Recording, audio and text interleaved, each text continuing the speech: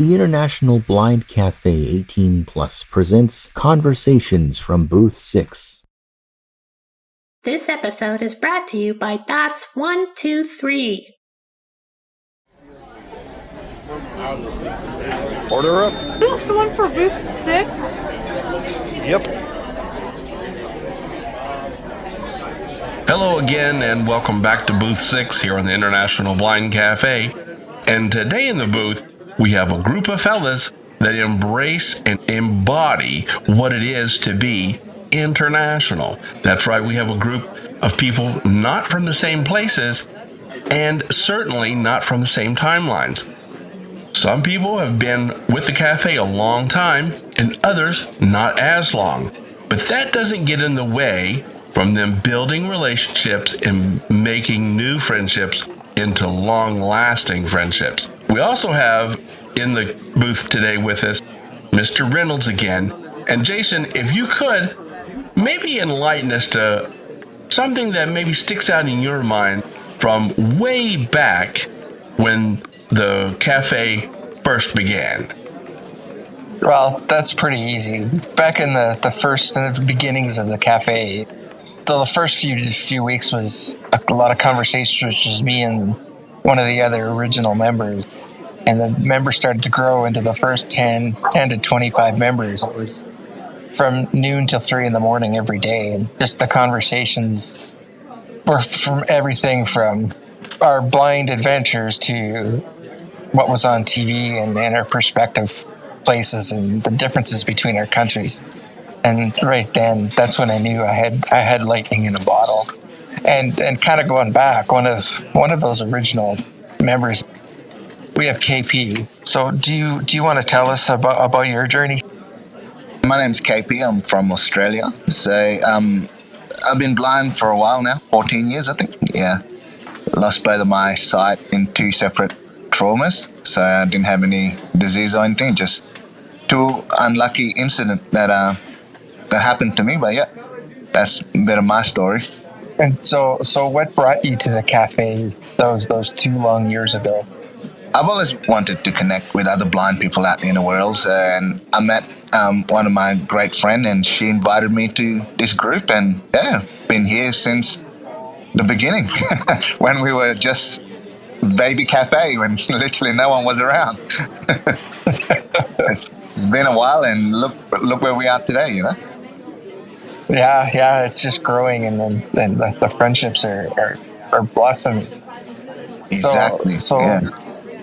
And Christopher, you've been around right from the early days too. So why don't you tell us a bit about yourself? Well, like I said, I've been here since, not too long after you, as the captain of the ship here, started the group. And you started in May, I think, and I was here about June or July. I was in another group, and I guess I got called over, or I got invited to this group. I thought, okay, I don't really know what I'm doing. I don't know these people, but I'll step in. I was always very quiet in the audio chat rooms, but since then I've warmed up. I've become told these are a great group of friends.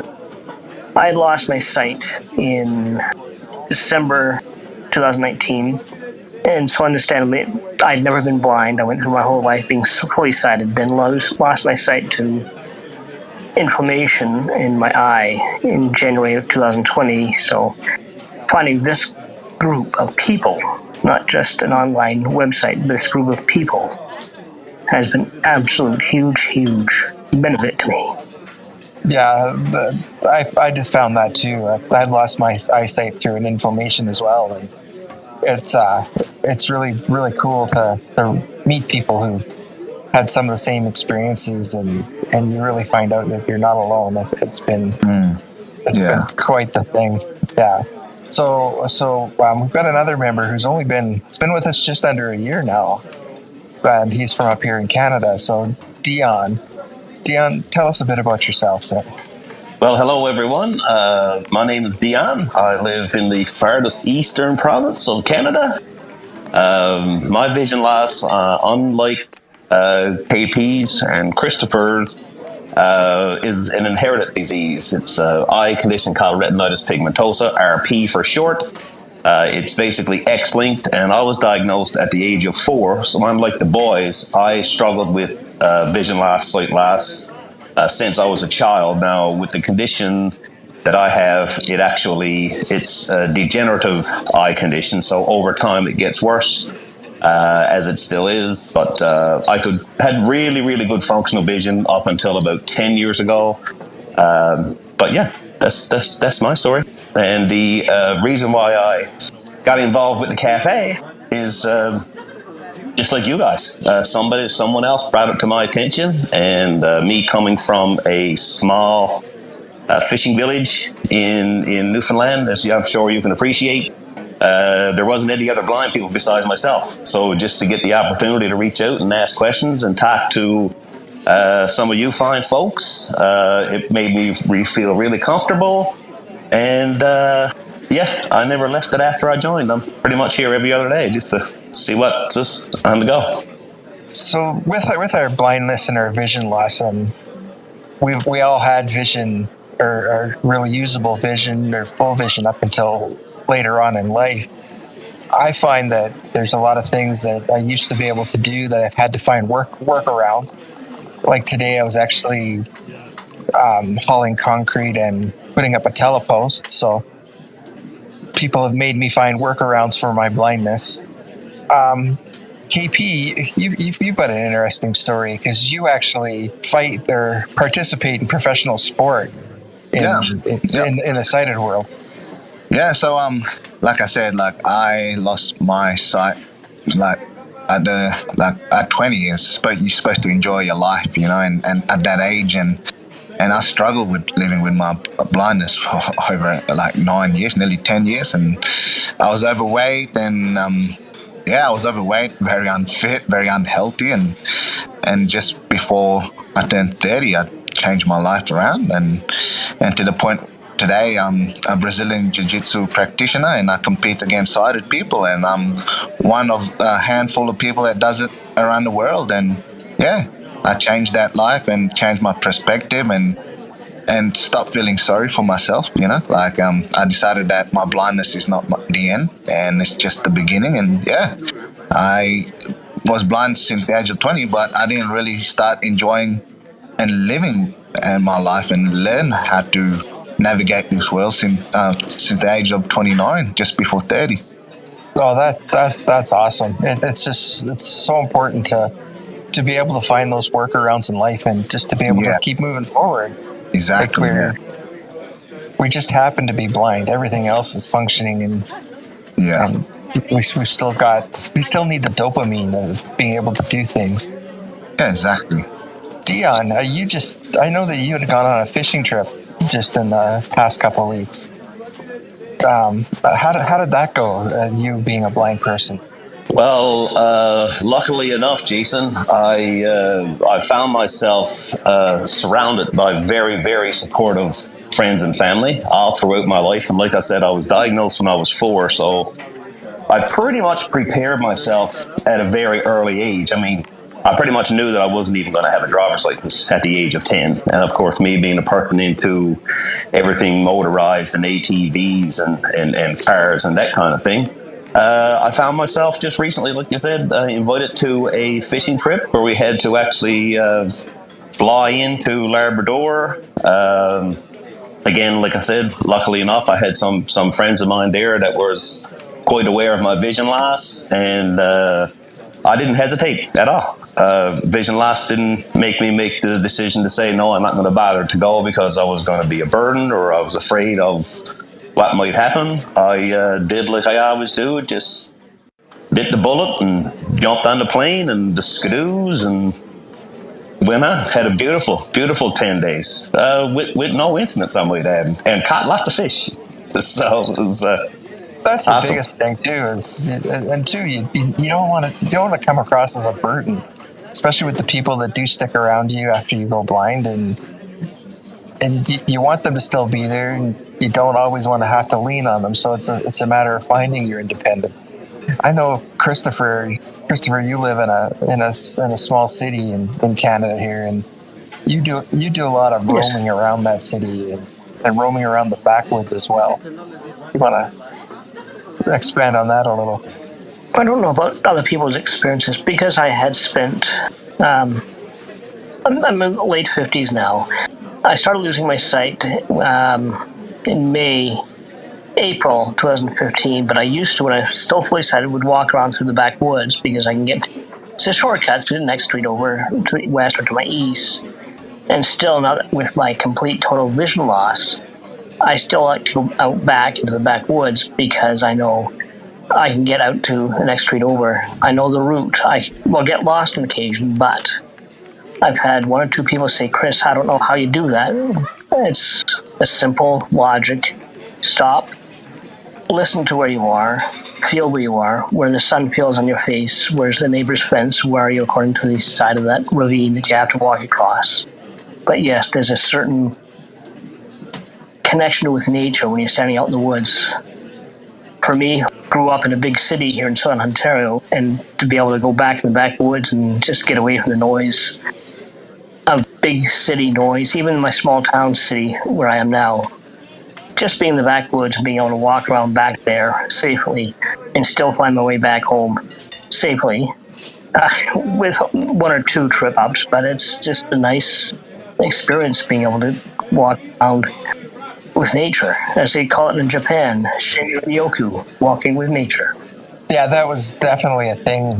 When I first lost my sight, my older daughter bought me a cane, and I found that was the knife that cut my tether. It released me from the end of my driveway. So, but I know that UKP, you're a guide dog user as well. Yeah. Do you want to talk about that a little bit? Yeah, so I refused to use the cane for a long time. I was ashamed of it, But started using my cane in 2019, and I realized this is too slow to navigate, And so I decided someone mentioned to me, why don't you get a guide dog? So yeah, I put my name down and waited nearly a year actually, because it was hard to find myself a guide dog because I'm very active, And finally, they found Lavinia, and we're a perfect match. And she's just this rocket. You just go and go and go. So I can navigate things better, and I can walk faster. I can cross highways now, without my cane, because I'm totally blind. And it's for me, in my personal opinion, I think using a guide dog is just much better than a cane. And not just that, you have the company. As well, you have somebody there with you. You're a team, and we both keep each other safe. And in my personal opinion, I prefer the guide dog than a cane, to be honest. And we can go on a longer adventure to places unknown. We don't have to learn it; we just go. Yeah, I'm on the dog waiting list here, but I'm looking forward to that adventure. I'm a cane user myself. Dion, are you a cane user? Absolutely. I very rarely go anywhere without my cane. Now, I still have some functional vision, so when I'm at work, I'm very familiar with the property and the building and stuff. I've been there 15 years now. So if there's somewhere that's unfamiliar, or I am possibly going somewhere where I might find myself in an area that's unfamiliar, I always have that cane either in my hand or in my backpack. Never leaves home without it. Absolutely, yeah. My cane is. I don't go out the front door without it unless I'm on my own property. And yeah. Sometimes it stays in the house, but yeah, I bent a cane once when a bale of hay fell on it. And it makes for a really, really rough walk.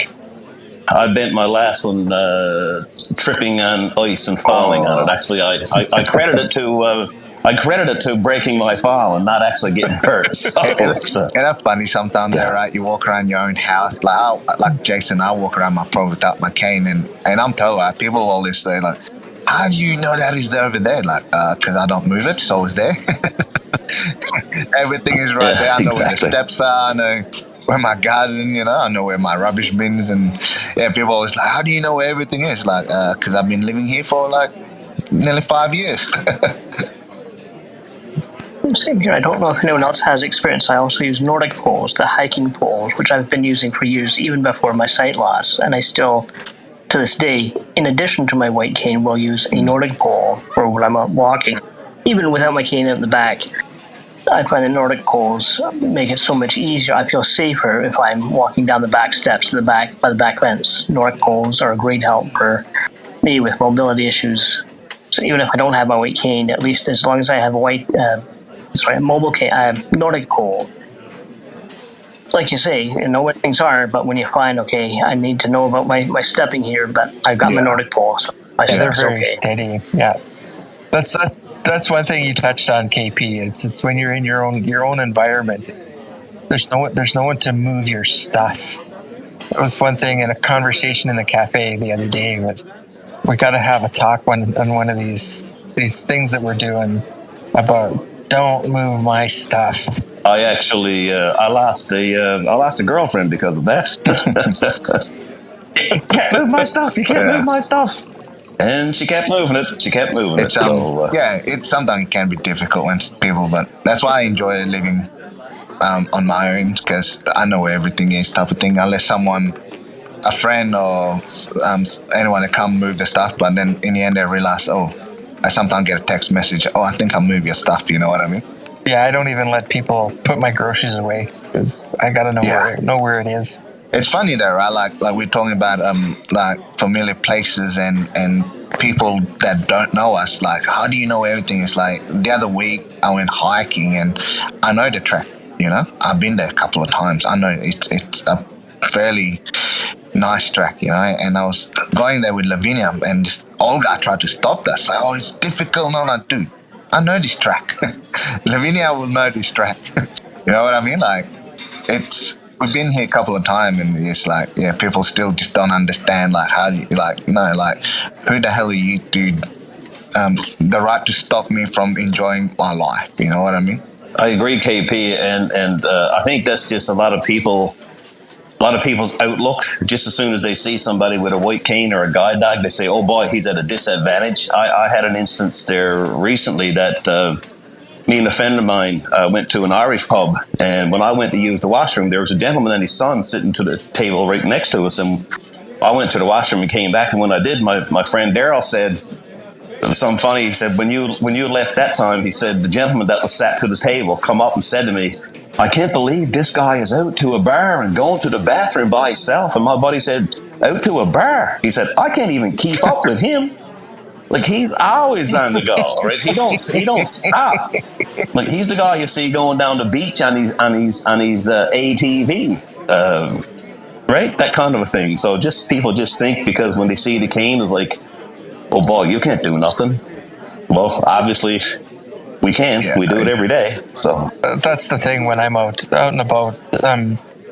When people stop and talk to me, I always talk to them in a polite tone and talk to them, because you're always advocating for the next blind person they see, and they've got to see us out there, and they've got to listen to podcasts like this one, and they've got to, so that we can educate and not in a beat people over the head kind of thing. It's just to let them know that we're average people with the same wants and desires as everyone else. We just happen to not be able to use our eyes. That's it.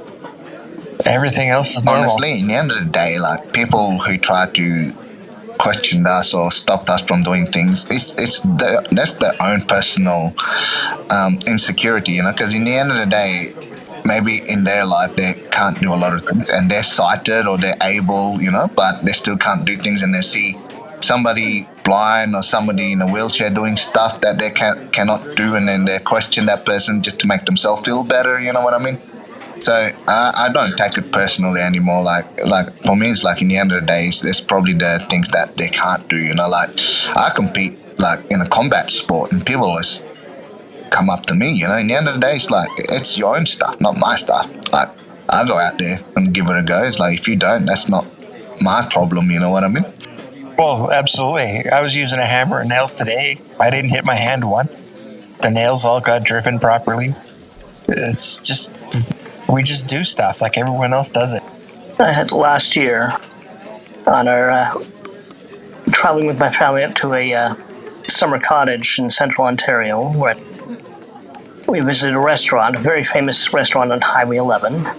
Won't mention the name here, but walking back to the car, walking past the public restrooms, a little boy came running out and stopped, would run past me, stop.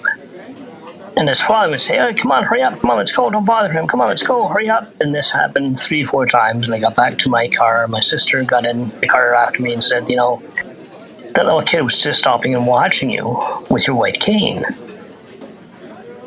And it just occurred to me that I wish people would let people stop, look, and watch what I'm doing, so the sighted people can learn what I'm doing. They can ask me, "Why are you doing that?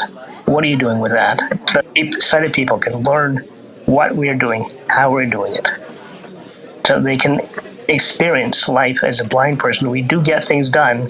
We can do it safely if we're allowed to do it ourselves. And I just, that father would not rush his kid. "Come on, let's go." No, don't rush. He's watching, he's learning. Let him learn, let him ask. It's funny because a lot of people get quite amazed with me, not so much as of late because my vision has gotten so bad, but even with my low vision the rest of my life, I mean, people were totally amazed how I actually taught myself on how to do small engine repair. I mean, I could literally right now take engine out of a motorcycle, rebuild it, and put it back in, and they say, like, "How did you figure that out? How can you do that? How can you see that?" Well, I said, I mean, I know that the where the cylinder head bolts are. I know the size of them. I can grab a wrench and I can put it on it, or a socket, and I know they got to be torqued to a certain specification. Blah blah blah, all this kind of stuff. And nobody taught me. I was just one of them kids that was always curious and said, "Oh, a clutch. How does that work? I got to take that apart." And then I put it back together, and it worked. I was like, "Wow, I must have done something right." So even a lot of my friends to this day will bring some of their smaller, I guess, gas engines to me, like lawnmowers and whippersnippers and that kind of stuff, just for me to look at and repair for them. And I find it odd, like they're bringing this stuff to a blind guy to get fixed, and they're sighted and they can't fix it themselves. It's like pretty cool. That's absolutely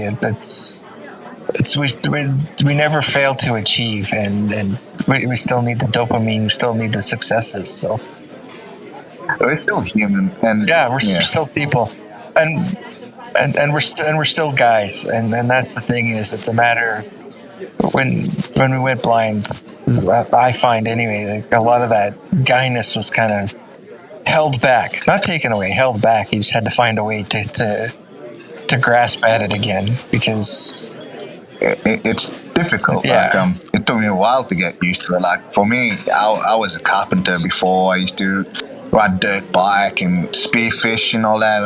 I'm in Australia, we do a lot of adventure. And then when I lost my sight, because I'm surrounded by tradesmen, and we grew up, this is a manly man world, and then when I lost my sight, I couldn't drive anymore, I couldn't ride bike, or I couldn't do a lot of the man stuff, and I realized, like, nah, I can do it still. Why not? Because I'm blind. I let my blindness defeat me for like more than 9 years, and I realized, nah, I still can do it. Like, like I do the things that most sighted men don't even do. You know what I mean?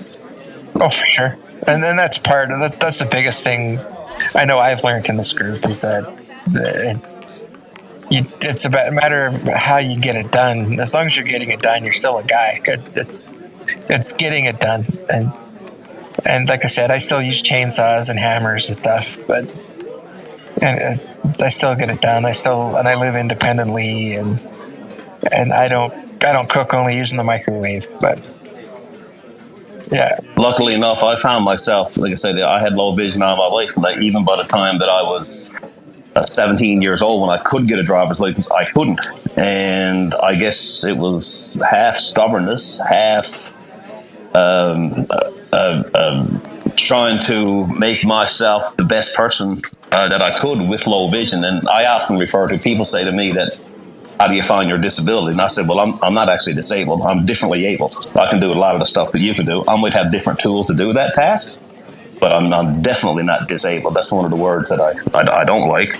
But I managed to work all my life. I have never been without a job. I'm 50 years old now. And from the time I was in I started discoing, DJing dances in grade 9 in high school, and luckily enough, I found meaningful employment throughout my life. And again, I live independently. I live alone. Nobody does my cooking or my cleaning, right? So the word disability, it doesn't mean that we're all less than society. You know, like I don't like in a way, like if I go somewhere where, like say if I go to the shop, right, and I can't see where they move groceries around, you know what I mean? So in a way, and then yes, yeah. in a way, but for me, like the word disability, I don't really mind it, because in a way, that word doesn't mean I'm less than you or less than a sighted person or a able-bodied person. You know, it doesn't mean it's just me. Like, yes, I have a disability, but it ain't gonna stop me from living my life, being independent or being a human or contributing to society. You know what I mean? The word doesn't mean that I'm less than everyone else. I'm proud.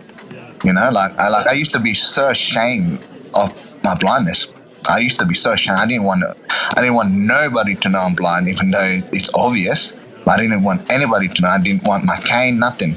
But now I'm proud. Like, this is me. Like, whether you like it or not, this is me. I'm blind, and you know, and it's not going to stop me. Like, I'm still going to go out there and enjoy my life, and I'm still am a person.